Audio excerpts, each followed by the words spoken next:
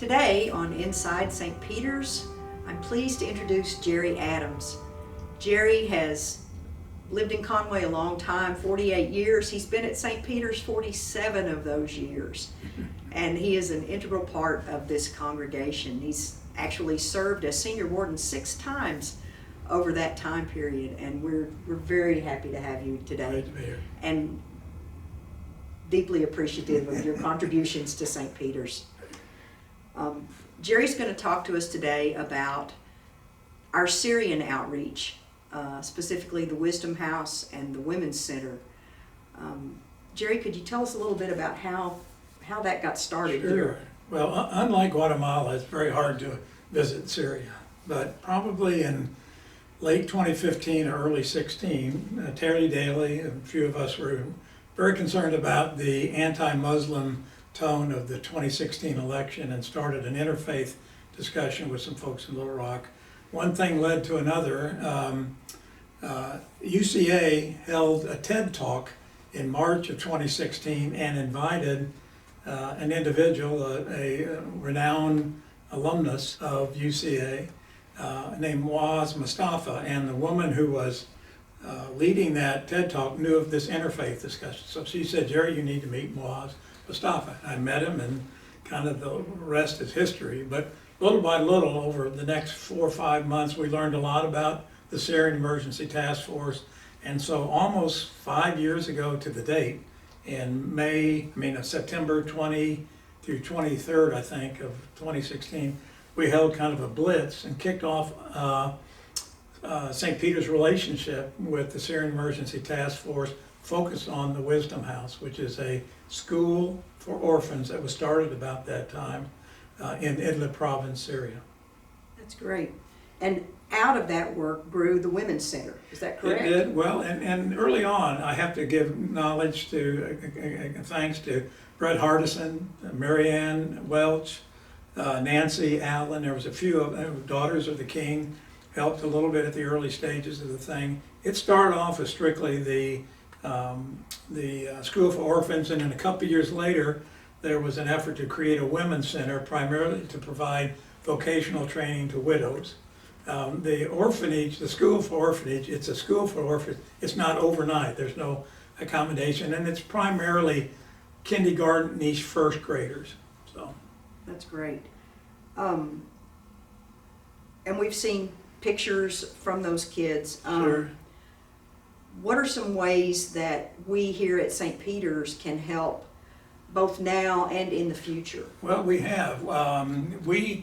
Muaz Mustafa, who is the executive director, and Natalie Larison, who is kind of the godmother of the Wisdom House, have both been here probably 4, 5, 6 times, and are interested in coming back. And I think COVID has kind of slowed down a lot of things, and I think when I presented to the vestry just recently, I think we need to go through kind of a renaissance. And part of that is education, because we have a good number of members that may not even know what we're doing. Part of it's education, but clearly the Wisdom House needs ongoing financial support. But it also has the thing called Letters of Hope, which are letters written not to specific students there, but to them in general, because really what both the Women's Center and the Wisdom House is about hope in a very discouraging, complex environment. So I think what we can do here is kind of go through an education phase, kind of get people back on an understanding of the high impact that not only St. Peter's but Central Arkansas has had. It's about a $7,000 a month effort to keep the Wisdom House and the Women's Center alive.